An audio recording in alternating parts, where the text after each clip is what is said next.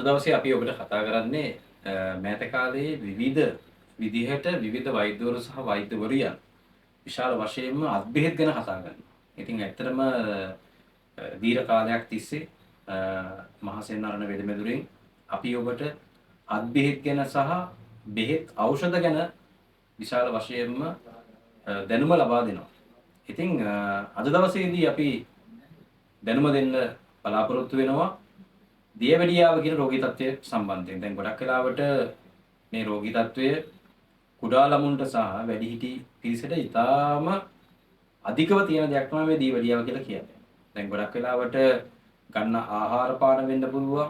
නැත්නම් වෙනත් ගැටලු සහගත තත්ත්වයන් නිසා වෙන්නත් පුළුවන්. මේ දියවැඩියා රෝගී තත්ත්වය සාමාන්‍යයෙන් දැන් නම් කියන්නේ කුඩා ළමුන් 3 දෙනෙක්ගෙන් එක්කෙනෙකුට තියෙනවා කියලා.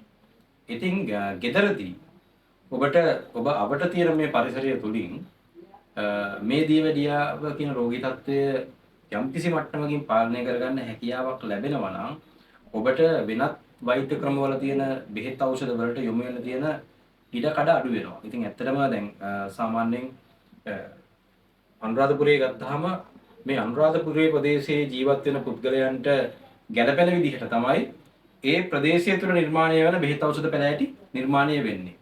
ඒ බෙහෙත් පැලෑටි භාවිතය තුළින් ඉක්මනින්ම සුවපත් වෙන්න හැකියාව ලැබෙනවා. ගම්පහ ප්‍රදේශයේ ගෙනෙන්න ගම්පහ ප්‍රදේශයට ගැලපෙන විදිහට තමයි මේ බෙහෙත් ඖෂධ ටික නිර්මාණය වෙන්නේ. මේ ගම්පහ ඉන්න කෙනෙකුට ඒ ඖෂධ ටික භාවිතා කිරීම තුළින් ඉක්මනින් සුව වීමේ හැකියාවක් තියෙනවා.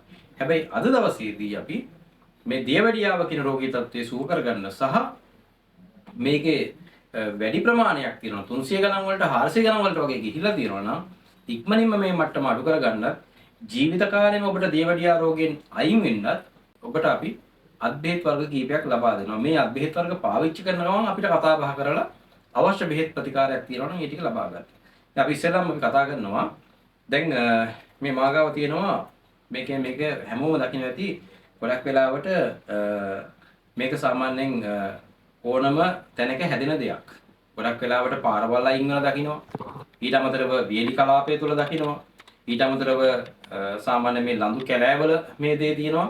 දැන් මේකට කියලා කියන්නේ මේ සාමාන්‍ය මේකේ පුංචි කොත්තමල්ලි යටයක් වගේ මේකේ තියෙන නිසා මේකට කියන්නේ වල් කොත්තමල්ලි කියලා කියනවා. ඊට අමතරව මම දැක්ක සංග්‍රහවල තියෙනවා මේක බැබිල විශේෂයක් කියලා කට්ටිය හඳුන්වනවා. දැන් විශේෂයෙන්ම හැමෝම දන්නේ මේ වල් කොත්තමල්ලි කියන්නේ ඉක්මනින්ම දියවැඩියාව අඩු කරගන්න පුළුවන් ඖෂධයක් හැටියට. හැබැයි මම අද දවසේ ඔබට කියන දේත් එක්ක විශාල දැනුම් සම්භාරයක් ඔබට ලැබෙනවා. දැන් විශේෂයෙන්ම මේක දියවැඩියාවට පමණක් නොවේ.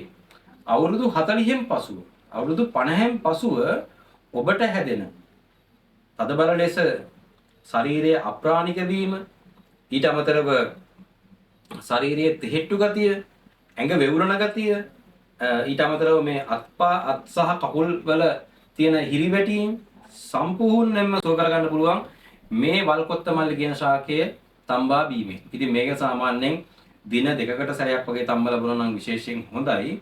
සාමාන්‍යයෙන් සීනි මට්ටමක් මේ දියවැඩියාව වගේ තියෙන කෙනෙක් නම් ගොඩක් වෙලාවට මේක Tamanට යම්කිසි මීටර එකක් තියෙනවා. දියවැඩියාව සාමාන්‍යයෙන් ටෙස්ට් කරගන්න මීටර එකක් තියෙනවා නම් ඒක භාවිතා කරලා සාමාන්‍යයෙන් මේක පාවිච්චි කරන්න පුළුවන්. ඉතින් ඇත්තටම දැන් මේ බෙහෙත් එක දියවැඩියාවට විතරක් නෙමෙයි ශරීරයේ තියෙන ස්නායු සම්බන්ධ රෝගවලටත් විශේෂයෙන්ම හොඳ ඖෂධයක් හැටියට සලකන්න පුළුවන් මේ කියන මේ වල්කොත්තමල්ලි කියන ශාකය.